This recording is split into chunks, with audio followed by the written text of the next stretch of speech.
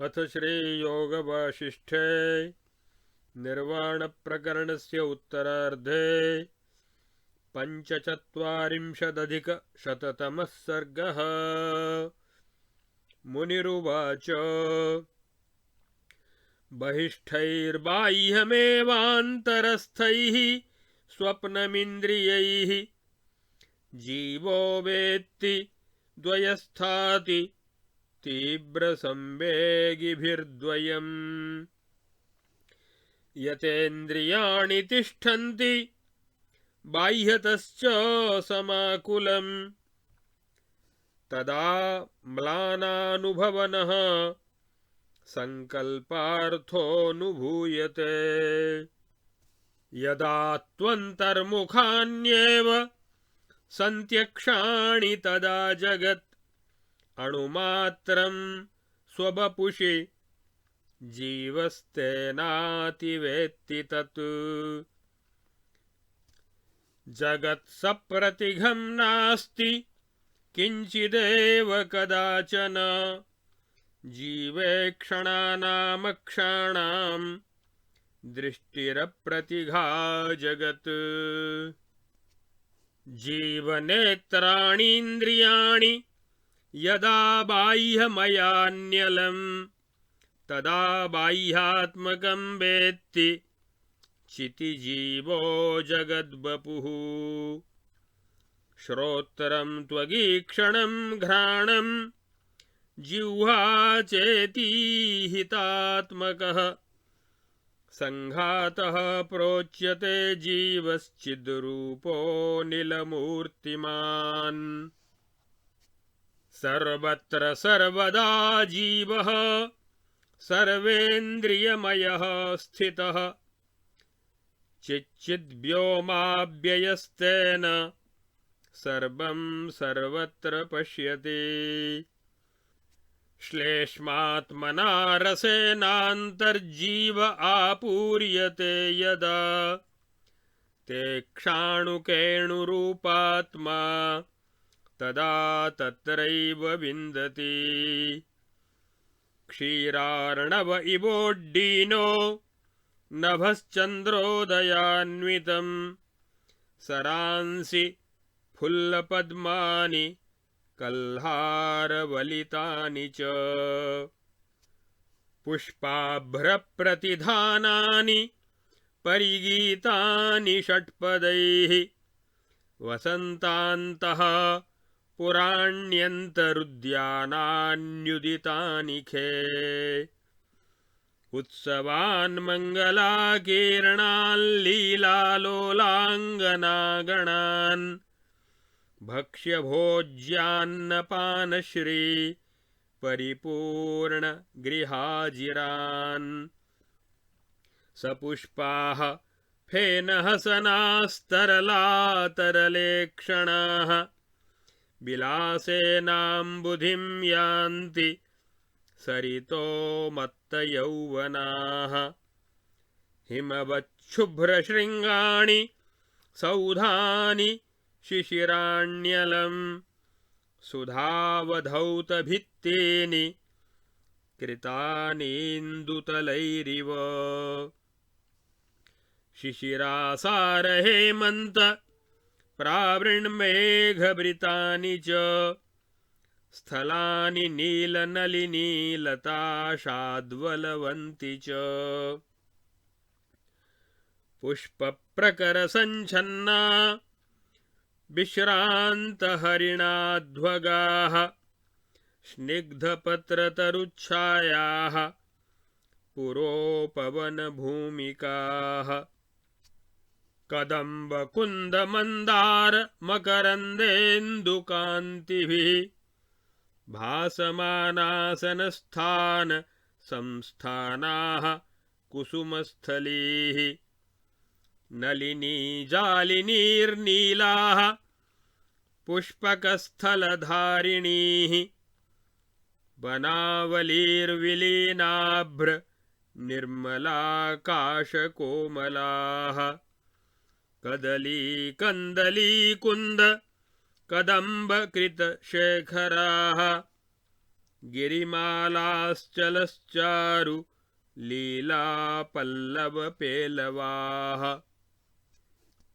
हेलावलितधम्मिल्ल मुक्तमालतिकालताः इव बालाङ्गना नृत्यं तन्वानास्तनुगात्रिकाः उत्फुल्लश्वेतनलिनी निभा नरपतेः सभाः चारुचामर भृङ्गार वितानकशतावृताः वल्लीवलयविन्यास विलासवलिताङ्गिकाः वनमालाबिलोलाम्बु प्रणालीकाकलीकलाः धराभरकरालाङ्ग धाराधरधराधराः दिशः सीकरनीहारहारोदरधरादश पित्तात्मना रसेनान्तर्जीव आपूर्यते यदा ओजोऽन्तरणु मात्रात्मा तदा तत्रैव विन्दति पवनस्पन्दसंशुष्क किंशुकद्रुमशोभनाः ज्वालालीरुज्ज्वलाम्भोज दलपल्लवपेलवाः सन्तप्तसिकतासेक सनीहारसरिच्छिराः दावानलशिखाश्याम धूमश्यामलदिङ्मुखाः कृशानुकर्कशानर्कांश्चक्रधाराशितत्विषः दावदाहविषावेश विपरीतरसाकरान् स्वेदमुष्णीकृताब्धिम्बा स्विन्नं त्रैलोक्यमण्डलं क्षरत्क्षाराण्यरण्यानि प्रतर्दगहनान्यपि प्रतरन्मृगतृष्णाम्बु सरत्सारसरूपी च स्थलान्यदृष्टपूर्वाणि भूतपूर्वतरूणि च अध्वगं सम्भ्रमवशात्तप्तधूलिविधूसरं दूरादमृतवद्दृष्टं स्निग्धच्छायाध्वपादपम् ज्वरज्वालितमाकारं भुवनं तप्तमग्निवत् पांसूपहतदेशानि दिङ्मुखानि च खानि च ग्रहग्रामार्णवाब्ध्यब्धि वनव्योमाग्निकादिशः तुहिनाहारहानन्ता सङ्ख्याम्बुद घटोद्भटान् शरद्ग्रीष्मवसन्तांश्च तापानातपदायिनः तृणपत्रलतौघाभ्र राश्यूष्मपिहितावनीः सौवर्णमम्बरतलं भूतलं दिक्तटानि च तप्तान्यदभ्रसरसि हिमशैलस्थलानि च रसानुरिक्ते वातेन जीव आपूर्यते यदा ओजोऽन्तरणुमात्रात्मा तदा तत्रैव विन्दते वातविक्षुब्धसंवित्वादपूर्वं वसुधातलम् अपूर्वानगरग्रामशैलाब्धि वनमण्डलीः उड्डीयमानमात्मानं शिलाः शैलस्थलानिव घनघुङ्घुमसारावानचक्रभ्रमणादि च हयोष्ट्र गरुडाम्भोद हंसयानावरोहणम् यक्षविद्याधरादीनां गत्यागमनसञ्चरम् सादृद्युर्बिनदीशानां वनभूग्रामपूर्दिशां कम्पं भयोन्मुखाङ्गानां बुद्बुदानामिवार्णवे अन्धकूपे निपतितं विपुले सङ्कटेऽथवा अथवा रूढमात्मानं खमाभं पादपं गिरिम् वातपित्तश्लेष्मयुक्तो जीव आपूर्यते यदा भागैर्वातवशं प्राप्तैरार्तोऽसौ विन्दते तदा पतन्तीं पार्वतीं वृष्टिं सुशिलावृष्टिसङ्कटं स्फुटाट्टकटकाराव भ्रमत्पादपमण्डलम् भ्रमद्भिर्वनविन्यासैः सन्दिग्धाम्भोधरोत्कटम् सिंहवारणवर्षाभ्र निरन्तरदिगन्तरम् तालीतमालहिंतालमालाज्वलनसङ्कुलम् गुहाघुम्घुमनिर्हाद भाङ्कारघनघर्घरम् मन्द्रमन्दरमन्थान शब्दसन्दर्भसुन्दरीं दरीं दलनदुर्बारमिथः सङ्घट्टघट्टिताम् शृङ्गसङ्घट्टसदृशाः क्रेङ्कारोत्करकर्कशाः नदीर्मुक्तालतापात ससृग्दाम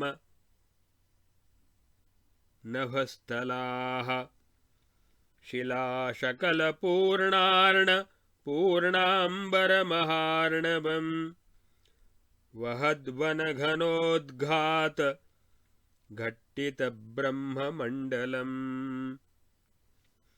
परस्पर विनिर्मृष्ट्य दशदर्शनदन्तुरम् चटत् कटकटाराव स्फुटत् कटकटङ्कितम् खपातपवनाधूत वनवातलतोदयम् रणदात्मदृशच्चूर्ण कर्बुराम्बुजधारिणम्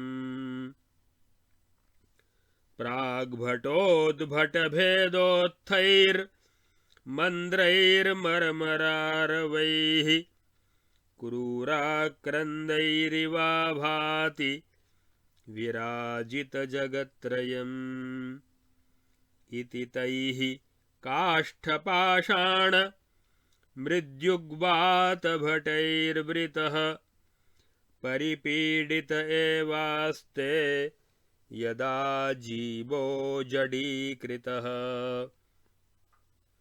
मृदन्तः कीटकणवच्छिलान्तर्गतभेकवत् गर्भस्थापक्वशिशुवत् फलान्तर्गतबीजवत्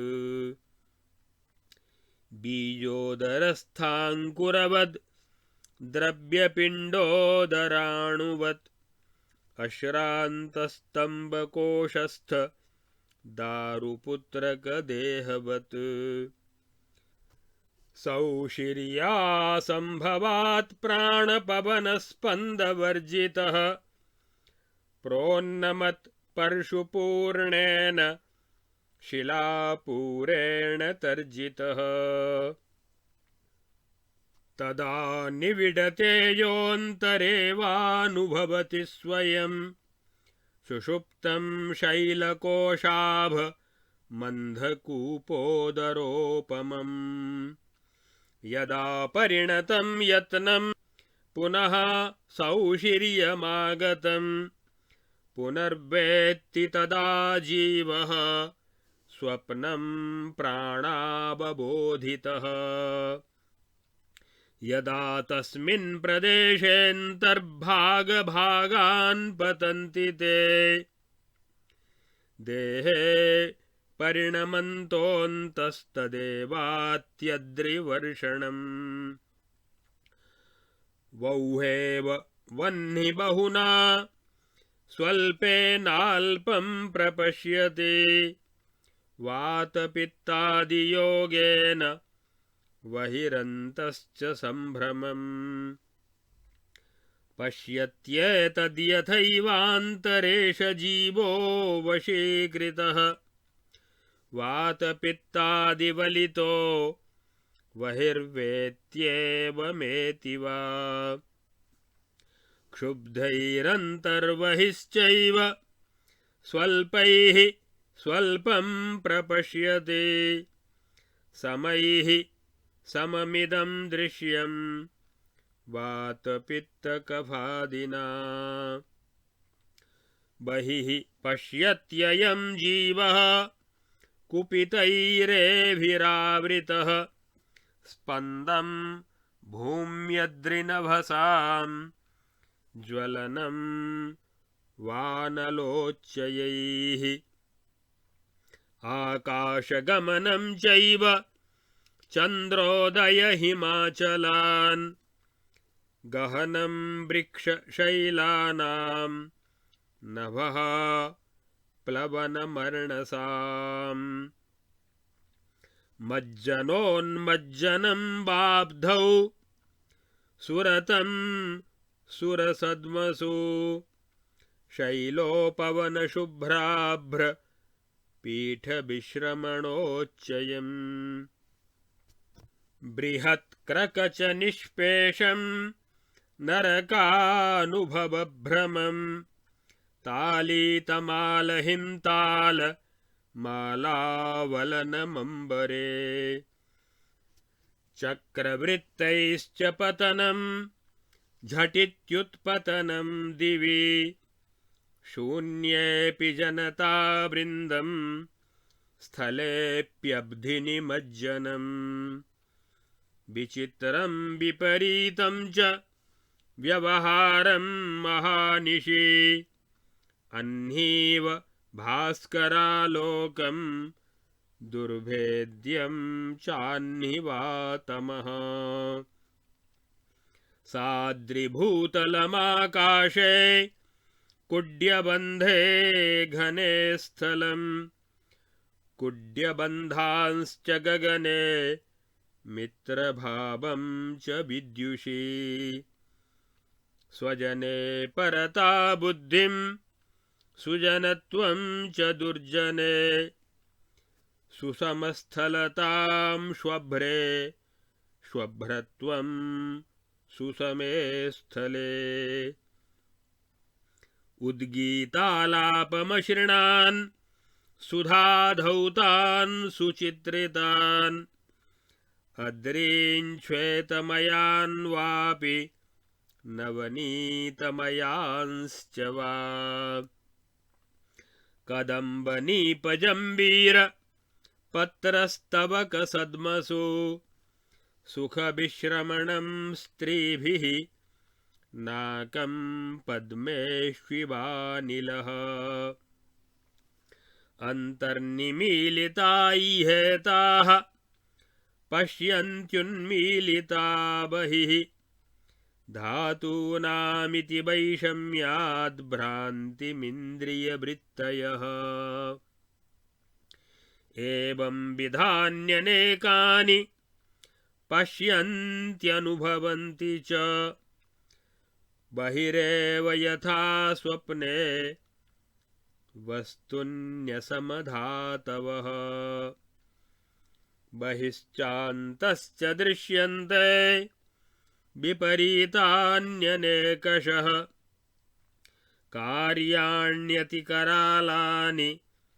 जीवै रसमधातुभिः समेषु धातुष्वेषोऽन्तर्जीवोऽनुभवति स्वयं तेजोऽन्तर्गत एवेमां व्यवहारस्थितिं समाम् यथा स्थितां पुरग्रामपत्तनारण्यसन्ततिं सौम्यवारितरुच्छाया देशाध्वगगमागमम् सुखातपमयेन्द्वर्क ताराहोरात्रमण्डितम् एवमेतदसद्भूतं सद्भूतमिव भासते दृश्योपलम्भं चित्तत्वे स्पन्दनं पवने यथा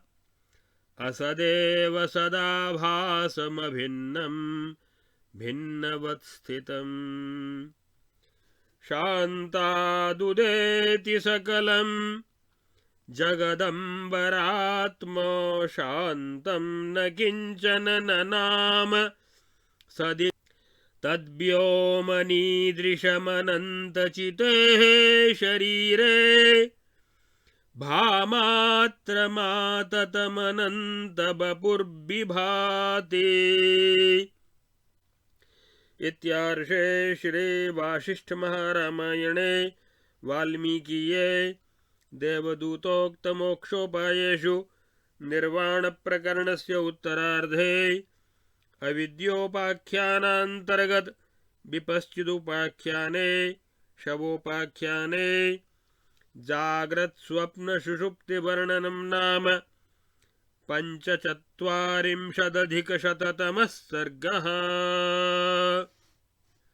अथ षट्चत्वारिंशदधिकशततमः सर्गः। व्याधौवाच अनन्तरं मुनिश्रेष्ठ तस्मिन् हृदि तदोजसि स्थितस्य तव किं वृत्तं नामतो भ्रान्तिरूपिणी। मुनिरुवाच अनन्तरं तदा तत्र शृणु किं वृत्तमङ्गमे तेजोधातु निषण्णस्य तज्जीवावलिताकृतेः तस्मिंस्तदा वर्तमाने घोरे कल्पान्तसम्भ्रमे तृणवत् प्रौढशैलेन्द्रे वहति प्रलयानिले। गिरिवृष्टिर्झटित्येव कुतोऽपि समुपाययौ उह्यमानवनाभोग शिखरग्रामपत्तना। तस्यान्तस्तत्र सम्प्राप्तं तदा परिणतं यदा तदा तदेव सूक्ष्मोऽहमपश्यं शैलवर्षणम्। तेनान्नलवशैलोच्चपूरेण प्रतिपिण्डितः सुषुप्तमन्धतामिश्र महमन्वभवं घनम्। अथ कञ्चित्तदा कालमनुभूय सुषुप्तताम् तदा पद्माकर इव शनैर्बोधोन्मुखो भवम्। यथा दृष्टिश्चिराध्वान्ते भाति चक्रकरूपिणी सुषुप्तमेव तत्रासीत् तथा स्वप्नत्वमागतम्। तथा सुषुप्तविश्रान्तेः स्वप्ने निद्रामहं विषम् अपश्यं दृश्यमोजोऽन्तः स्वमूर्मित्वमिवार्णवः। संवित्कोशात्मकं दृश्यं तत्तथा मामुपागतम् अस्पन्दस्यानिलस्यान्तरनन्यत् स्पन्दनं यथा। अग्न्यादौ च यथोष्णत्वं जलादौ द्रवता यथा मरीचादौ यथा तैक्ष्ण्यम् चिद्व्योम्नश्च जगत्तथा चित्स्वभावैकरूपत्वाज्जगद्दृश्यम् तदा ततम् तत्सुषुप्तात्मनो दृश्यात् प्रसूतम् बालपुत्रवत्। व्याधौवाच तत्सुषुप्तात्मनो दृश्यादिति तद्व्यपदेशतः सुषुप्तदृश्यं किं वक्षि वद मे वदताम्बर। तत्सुषुप्तात्मनो दृश्यात् त्वत्सुषुप्तात्मनोऽपि च किमन्यज्जायते जन्यमथवान्य सुषुप्तता। मुनिरुवाच जायते भाति कचति घटादिजगदादि च इति द्वैतोपतप्तानां प्रलापः कल्पनात्मकः। जातशब्दो हि सन्मात्रपर्यायः श्रूयतां कथं प्रादुर्भावे जनिस्तूक्तः प्रादुर्भावस्य भूर्बपुः। सत्तार्थ एव भूः प्रोक्तस्तस्मात् सञ्जातमुच्यते सर्गतो जात इत्युक्ते संसर्ग इति शब्दितम्। बुधानामस्मदादीनां न किञ्चिन्नाम जायते न च नश्यति वा किञ्चित् सर्वं शान्तमजं च सत्। सर्वसत्तात्मकं ब्रह्म सर्वसत्तात्मकं जगत् विधयः प्रतिषेधाश्च वद तत्र लगन्ति के। या नाम शक्तिः काचित् सा तत्रैवास्ति च नास्ति च यस्मात् तदात्म तद्ब्रह्म तथैवात्म तदात्मकम्। जाग्रत्स्वप्न सुषुप्तादि परमार्थविदां विदां न विद्यते किञ्चिदपि यथा स्थितमवस्थितम्। स्वप्नसङ्कल्पपुरयोर्नास्त्यप्यनुभवस्थयोः मनागपि यथा रूपं सर्गादौ जगतस्तथा। द्रष्टास्याः स्वप्नदृष्टेस्तु जीवः सम्भवतीह हि चिदचेत्यातु सर्गादौ भात्यच्छा गगनादपि। नेह द्रष्टास्ति नो भोक्ता सर्वमस्तेह तादृशम् यन्न किञ्चिच्च किञ्चिच्च मौनमेवातिबागपि। सर्गादौ कारणाभावाद्यद्यथा कचितं चितौ तत्तथास्ते चिरं रूपं स्वप्नसङ्कल्पपूर्यथा। तथास्माच्चेतनाद्वैताद्बिभेति न बिभेति वा अङ्गसंस्थाद्यथा चित्रात् स्वरूपात् पुरुषः स्वयम्। अनादिमध्यान्तमनन्तमेकमत्यच्छमेवातिविकारी नाना यथा स्थितं भास्वरमप्यशान्तमिदं समस्तं परिशान्तमेव। इत्यार्षे श्री वासिष्ठ महारामायणे वाल्मीकीये देवदूतोक्तमोक्षोपायेषु निर्वाणप्रकरणस्य उत्तरार्धे अविद्योपाख्यानान्तर्गत विपश्चिदुपाख्याने शवोपाख्याने सुषुप्तविचारो नाम षट्चत्वारिंशदधिकशततमः सर्गः। अथ सप्तचत्वारिंशदधिकशततमः सर्गः। मुनिरुवाच अनन्तरं महाबाहो सुषुप्तान्निर्गतस्य मे स्वप्ने जगदृश्यमिदं सागरादिव निर्गतम्। आकाशाङ्गादिवोत्कीर्णमुत्कीर्णमवनेरिव उत्कीर्णमिव वा चित्तादुत्कीर्णमिव वा दृशः। प्रफुल्लमिव वृक्षेभ्यः सर्गः पूर्वमिवोत्थितः तरङ्गजालं रोधोऽब्धेरिव वा कचनं दृशाम्। नभस्थलादिवायातं ककुभ्य इव चागतं पर्वतेभ्य इवोत्कीर्णं भूमेरिव समुत्थितम्। हृदयादिव निष्क्रान्तं सम्प्रविष्टमिवाम्बुदैः प्रसूतमिव वृक्षेभ्यो जातं वा सस्यवद्भुवः।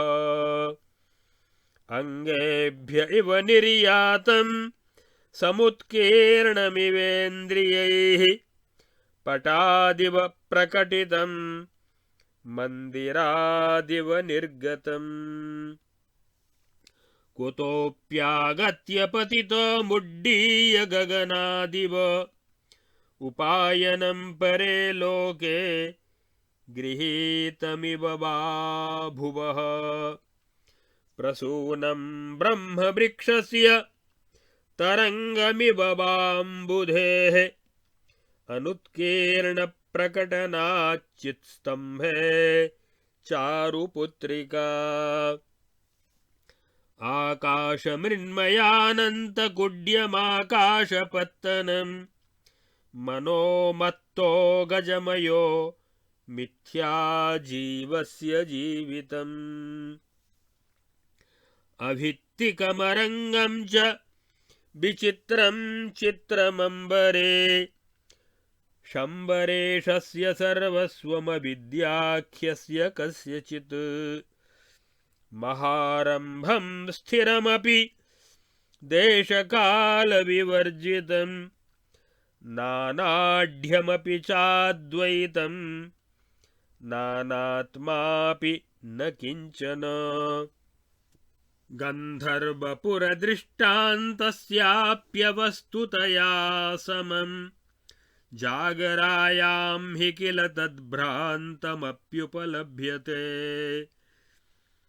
चिद्भामात्रमनारब्धमप्यारब्धमिव स्थितं देशकालक्रियाद्रव्य सर्गसंहारसंयुतम्। सुरासुरनराधार गर्भगर्भमनोहरं पृथक्कोष्ठस्थजीवौघ सम्पूर्णमिव दाडिमम्। नदीशैलवनादिस्थ व्योमताराभ्रसङ्कुलं गीताब्धिरणपाठाढ्य पवनारावघर्घरम्। ततो विलोकितं तत्र तन्मया दृश्यमण्डलं यावत्तमेव पश्यामि ग्रामं प्राक्तनमास्पदम्। तानेव सकलान् बन्धूंस्तथा संस्थानसंस्थितान् तान् पुत्रांस्तां महेलां च तदेव च तदा गृहम्। तां दृष्ट्वा प्राक्तनीं ग्राम्यामाहरद्वासनां बलात् तटस्थं मुह्यमानाङ्गमिव वीचिर्महार्णवे अथाहमभवं तत्र तदालिङ्गन निर्वृतः गृहीतवासनो नूनं विस्मृतप्राक्तनस्मृतिः बिम्बं तत्तदुपादत्ते यद्यदग्रेव तिष्ठति यथादर्शश्चिदादर्शस्तथैवायं स्वभावतः यस्तु चिन्मात्रगगनं सर्वमित्येव बोधवान् द्वैतेन बोध्यते नेह सोऽङ्गतिष्ठति केवलः न नश्यति स्मृतिर्यस्य विमला बोधशालिनी अयं द्वैतपिशाचस्तं मनागपि न बाधते येषामभ्यासयोगेन साधु सच्छास्त्रसंगमैः उदेति बोधधीर्भूयो या विस्मरति नोदयम् अप्रौढा मे तदा सासीद्बोधधीर्या तया हता अद्य शक्नोति मे बुद्धिं हन्तुं क इव दुर्ग्रहः तवापि व्याध विद्धीदं बुद्धिः सत्संगवर्जिता द्वैतबोधेन कष्टेन कृच्छ्राच्छान्तिमुपैष्यति व्याधोवाच एवमेतन्मुने सत्यं पावनैस्त्वद्विबोधनैः ईदृशैरपि मे बुद्धिर्न विश्राम्यति सत्पदे स्यादीदृशमथो न स्यादिति सन्देहजालिका नैतस्मिन् स्वानुभूतेऽपि वस्तुन्यद्यापि शाम्यति अहो बत दुरन्तेयमभ्याससुदृढीकृता अविद्या विद्यमानैव या शान्तैव न शाम्यति सत्संगतैः पदपदार्थविबुद्धबुद्धेः सच्छास्त्रसत्क्रमविचारमनोहराङ्गैः अभ्यासतः प्रशममेति जगद्भ्रमोऽयं नान्येन केनचिदपीति विनिश्चितिर्मे। इत्यार्षे श्री वासिष्ठमहारामायणे वाल्मीकीये देवदूतोक्तमोक्षोपायेषु निर्वाणप्रकरणस्य उत्तरार्धे अविद्योपाख्यानान्तर्गत विपश्चिदुपाख्याने शवोपाख्याने स्वप्नोपलम्भनं नाम 47अधिकशततमः सर्गः। अथ 48अधिकशततमः सर्गः। व्याधोवाच एवं चेत्तन्मुनिश्रेष्ठ सत्यता सत्यता कथं स्थितः स्वप्नदृशा चैष सुमहान् संशयो मम। मुनिरुवाच देशकालक्रियाद्रव्यैर्या संविन्निश्चितोदिता काकतालीयवद्भाति सा सत्यस्वप्ननामिका। मणिमन्त्रौषधिद्रव्यैः क्वचिदभ्यभिचारिणी क्वचित् सव्यभिचाराचित् सत्यस्वप्नाभिधा स्मृता। सत्यस्वप्नस्थितिर्लोकेष्वीदृग्रूपा यदा स्थिता तदैषा काकतालीयन्यायादन्या न लभ्यते। यं यं निश्चयमादत्ते संवित् स्वदृढनिश्चया तथा तथा भवत्येषा फलयुक्तस्वभावतः। तमेव निश्चयं त्वस्या अन्यः प्रतिनिहन्ति चेत् तत्रासौ निश्चयः प्रौढः स कथं लक्ष्यभाग् भवेत्। न बहिर्नान्तरे सन्ति पदार्थाः केचन क्वचित् संविदेका जगद्रूपैर्यथेच्छति तथा स्थिता। स्वप्नोऽयं सत्य इत्यन्तर्निश्चयेन तथोदिता तथैवाशु भवत्येषा संशयात् संशयं व्रजेत्। अन्यतोऽपि फलं प्राप्तं स्वप्नसत्यत्वकल्पनात् स्वप्नेन सूचितमिदं फलमित्येव वेत्ययम्। सर्व एव निजया जगत्त्रये संविदातिशयिता दृढा अपि कालतो व्यभिचरन्ति देशतो यत्नतश्च चिरतो चिरेण वा। सर्गादावेव चिद्व्योम भानमप्रतिघं जगत् वस्तुसत्तां चिदेवातो यथेष्टं तनुते तनुः।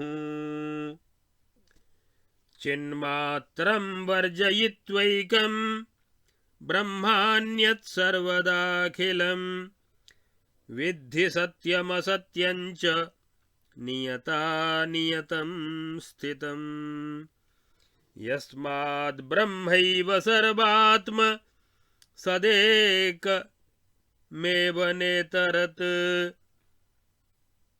तस्मात् किं नाम तत्सत्यं किमसत्यं च वा भवेत्। अतः स्वप्नः क्वचित् सत्यः क्वचिच्चासत्य एव वा। अबुद्धानां प्रबुद्धानां नासद्रूपो न सन्मयः। संविद्भ्रान्तिरियं भाति जगन्नाम्नी स्वरूपिणी स्वयं च भ्रान्तिरस्मीति वादिनी कात्र निश्चिता। चितिरेव चिरायेदं चित्तं चिमचिमायते यदात्मन्येव सलिलं द्रववत्तदिदं जगत्। यथा स्वप्नं समालोक्य सुषुप्तमनुभूयते तथा जाग्रत्समालोक्य निद्रासमनुभूयते।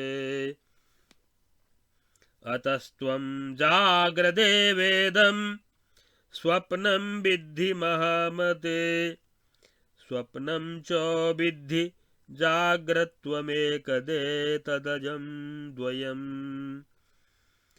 व्योमैवाचेत्य चिन्मात्रभानमेकमिदं ततं जाग्रत्स्वप्नसुषुप्त्याख्याः पर्यायरचना इह।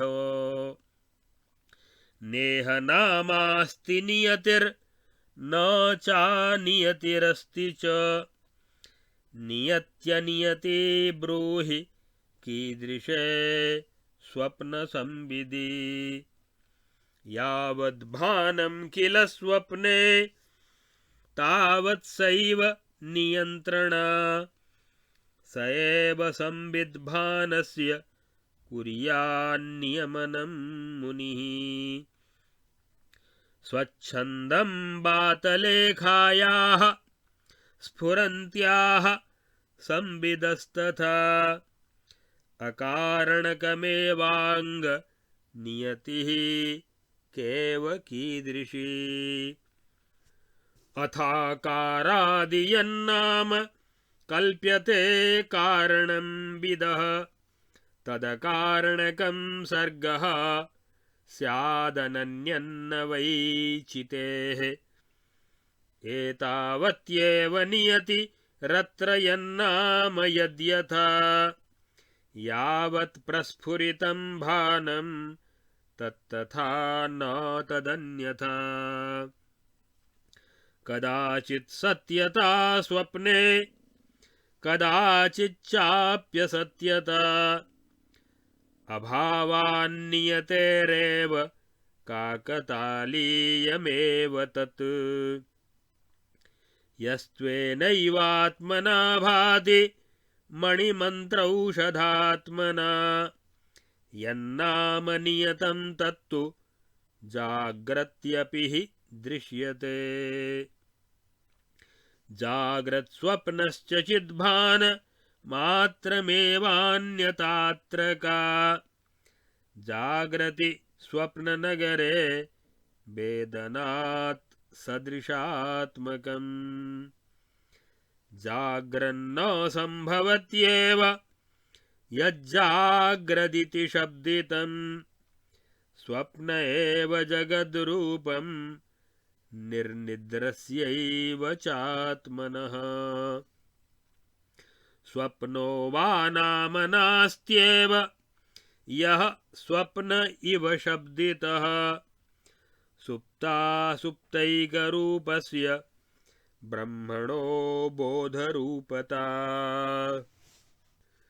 जाग्रत्स्वप्नादयो वैते न केचन कदाचन दृश्यं पश्यति सत्ताशु मृतिभ्रान्तेरनन्तरम् यथा नवरतं कालमनन्तं स्वीकरोर्मयः त एवान्यवदभ्राशा बदनन्याः स्फुरन्त्यलम् तथानन्ये परे सर्गाः स्फुरन्त्यस्फुरिता अपि शिलाकोशान्तलेखावज्जाग्रत्स्वापादि तत्र किम् जाग्रत्स्वप्नसुषुप्ततुर्यकबपुः साकारतावर्जितम् सर्वाकारमपि व्यतीतकलनं सर्गं शरीरं दधत् व्याप्तं चिद्वपुषा तथापि सुशिरं शून्येन दृश्यात्मना चिन्मात्रं खमिदं मनागपि नभो मात्रान्न भिन्नं पुनः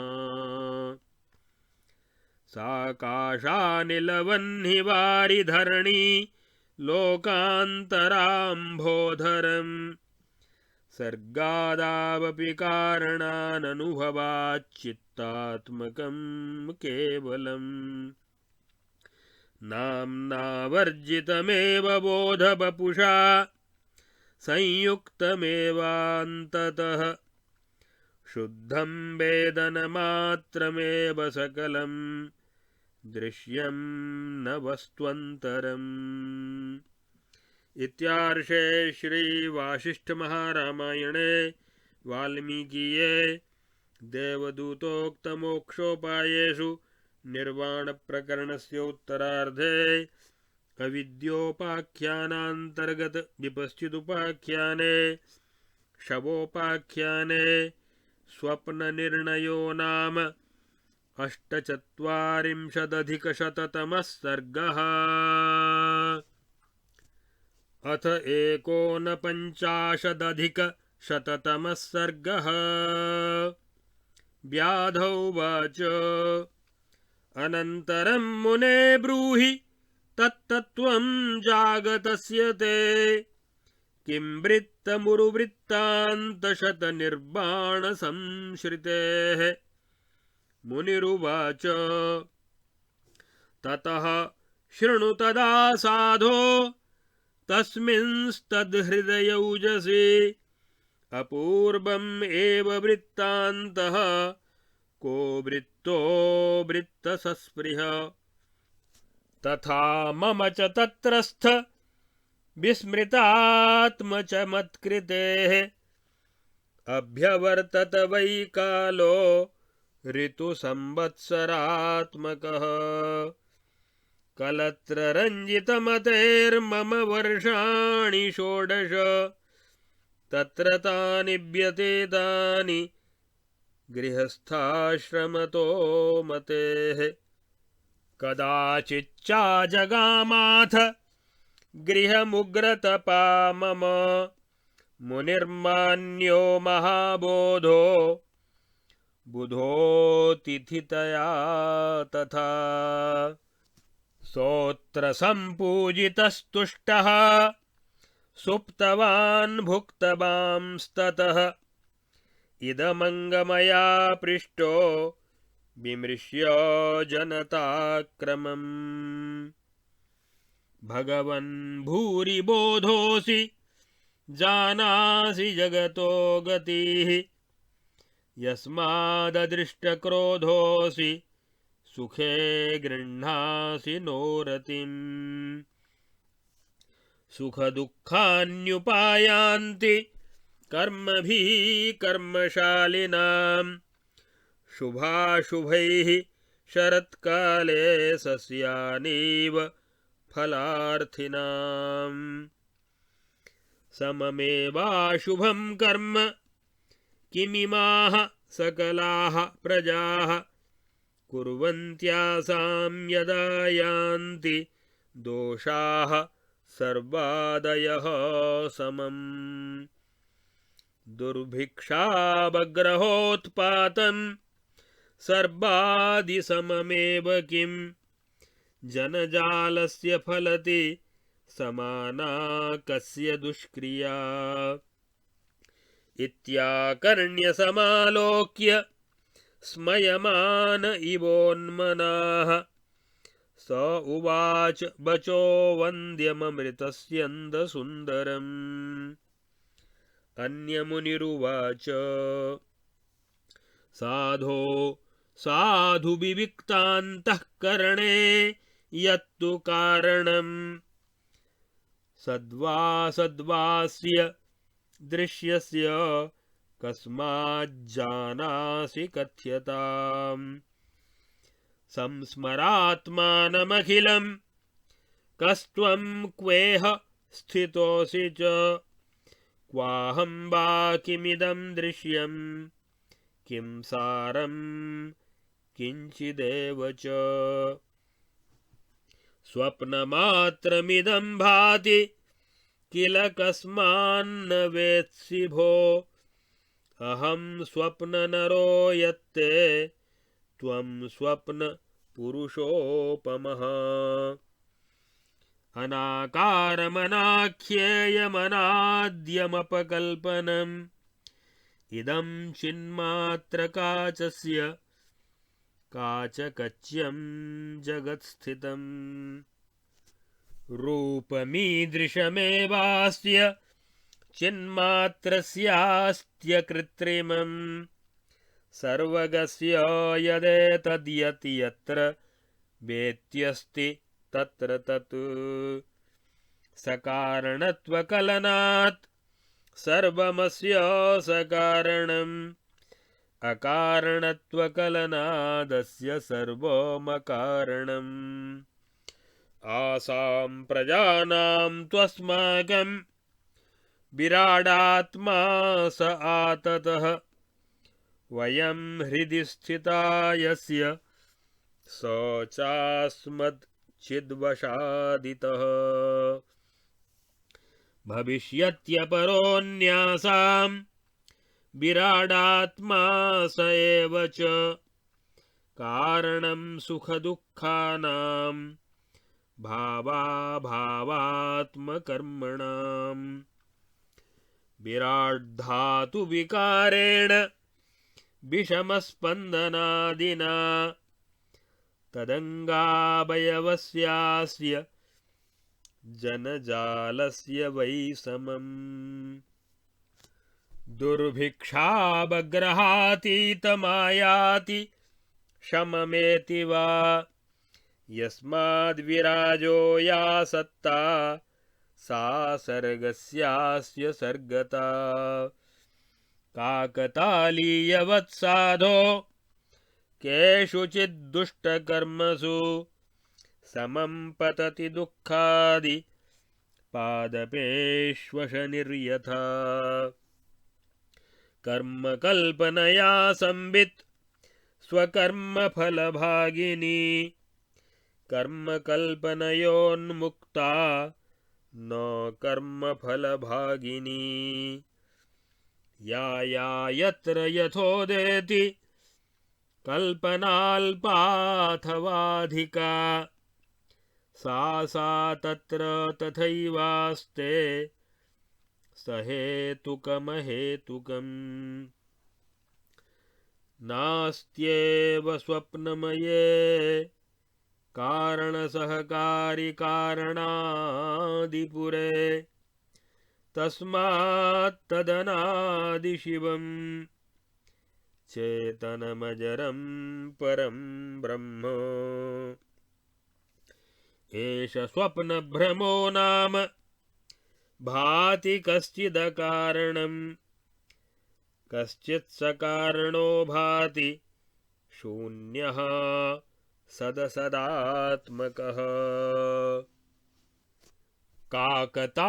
काकतालीयवद्भान्ति स्वप्नाः सकलसंविदः ताभ्यस्तुल्योपलम्भत्वान्नान्यज्जगदिदं ततम् सकारणतयारूढ मिह यत्तत्सकारणम् अकारणतयारूढ मिह यत्तदकारणम् कार्यकारणमयक्रमोदितम् स्वप्न एष चितिभानमात्रकम् जाग्रदाख्यमहतः स्वभावकम् तेन शान्तमखिलं परं विदुः सत्यकारणका भावाः केते शृणु महामते कारणं किं स्वभावानां किमिहाकाशकारणम्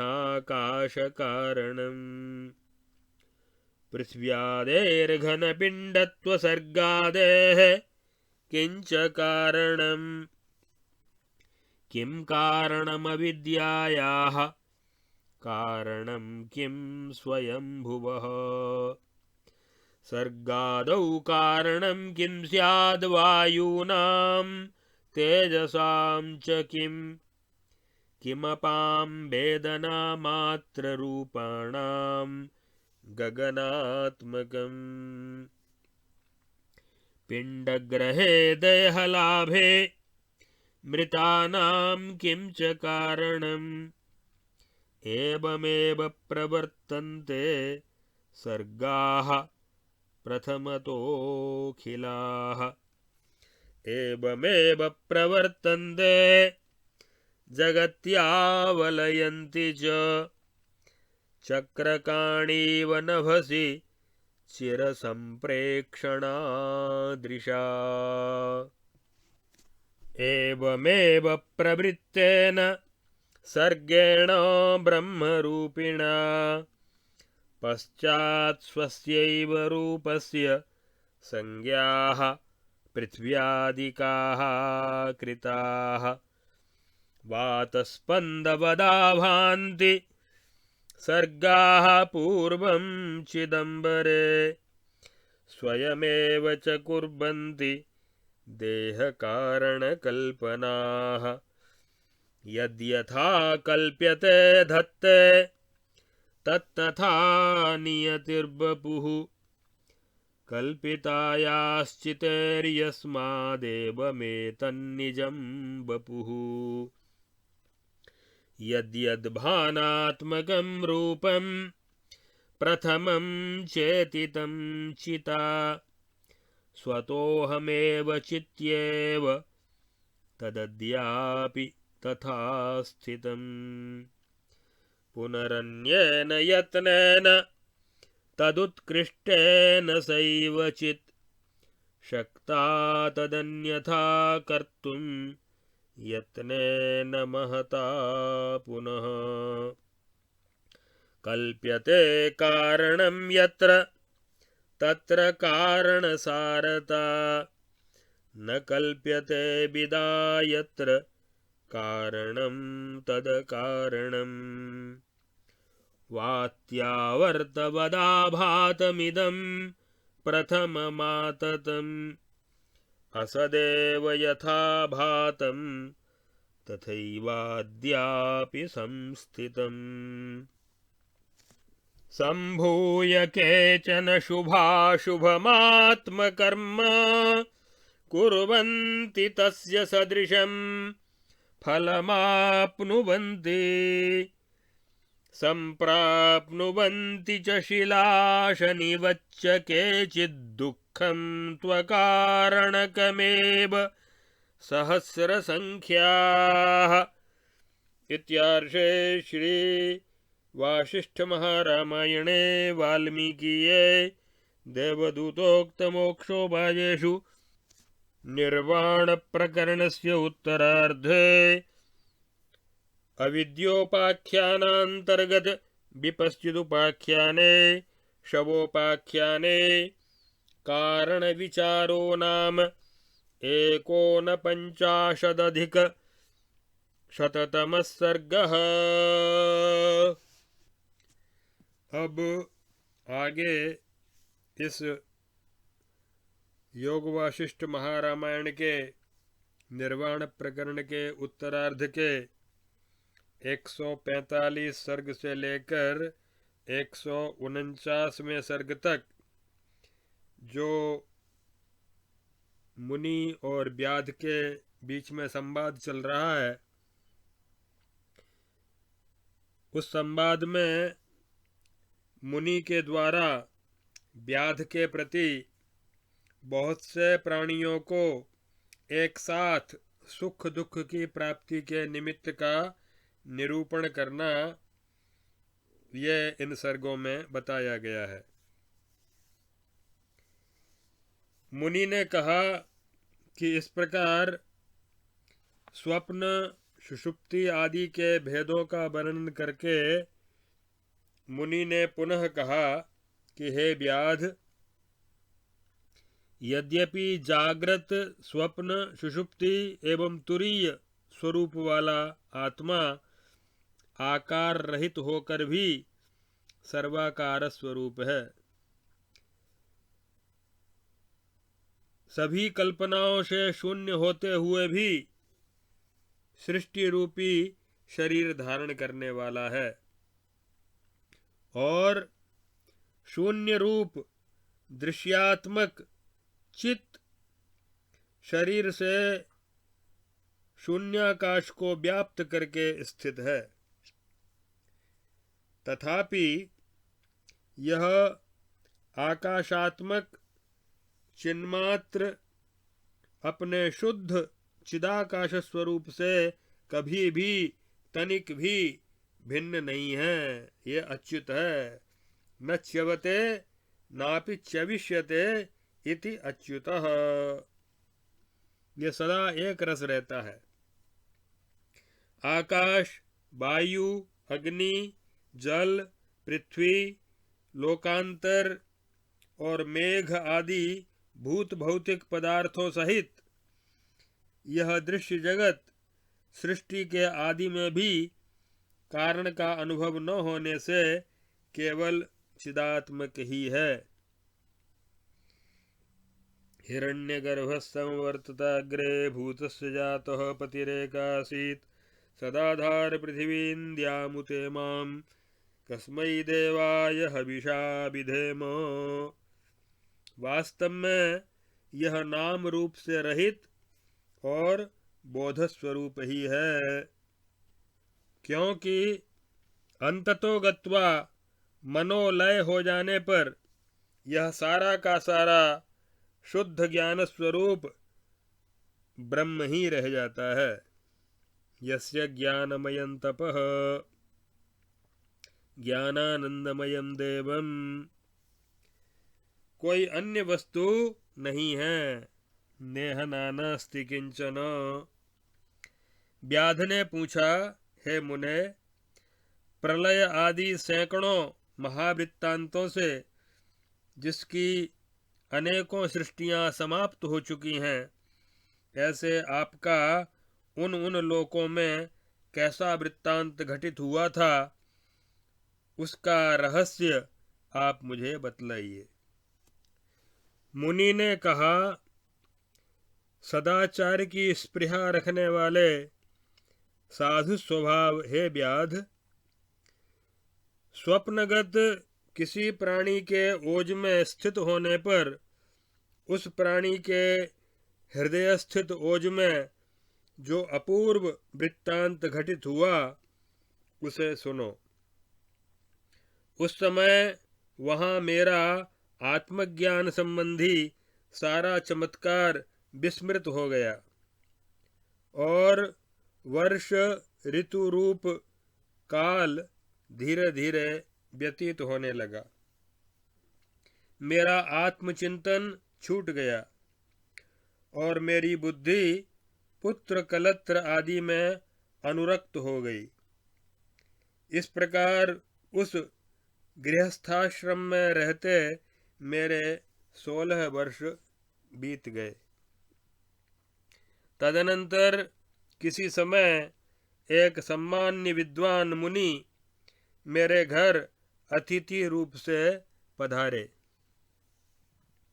वे महामुनि मननशील तथा अगाध ज्ञान संपन्न थे। उनकी तपस्या बड़ी उग्र थी। मैंने उनका भली भांति आदर सत्कार किया। हे तात, जब वे भोजन करके संतुष्ट होकर आसन पर शयन करने लगे, तब मैंने जनता के सुख दुख के क्रम का विचार करके उन महामुनि से इस प्रकार प्रश्न किया। मैंने कहा, भगवन, चूंकि आप महाज्ञानी हैं, जगत की सारी गतिविधियां आपको विदित हैं, आप में क्रोध तो लेश मात्र भी नहीं दिखता तथा सुख में आपकी तनिक भी आसक्ति नहीं है।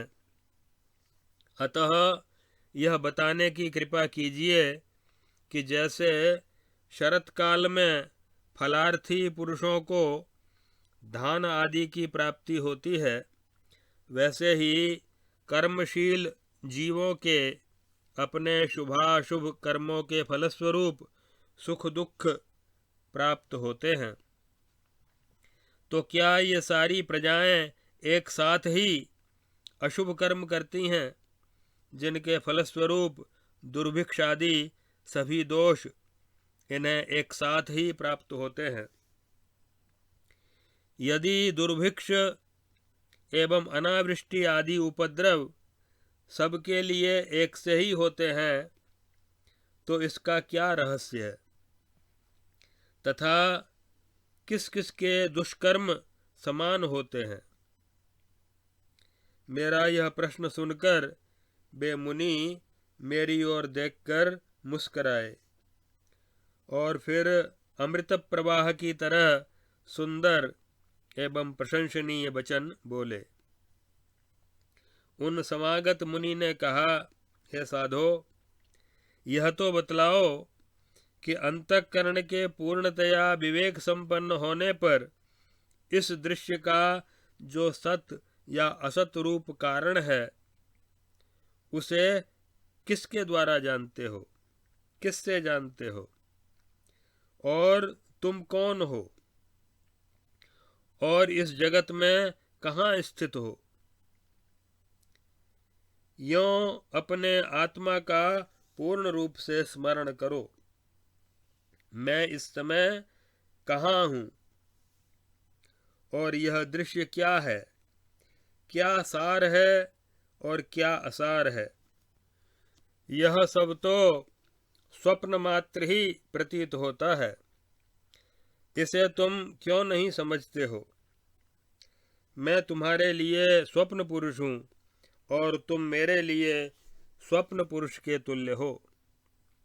यह जगत निराकार, अनिर्वचनीय, अनादि और कल्पना रहित है। यह चिन्मात्र रूपी कांच की चमक के समान स्थित है। इस सर्वव्यापक चिन्मात्र का स्वाभाविक रूप ही ऐसा है कि यह जहाँ जैसा समझता है वहाँ वैसा ही हो जाता है। जब यह वस्तुओं के सकारणत्व की कल्पना करता है तो सब कुछ सकारण है, और जब अकारणत्व की कल्पना करता है तब सभी कुछ अकारण है।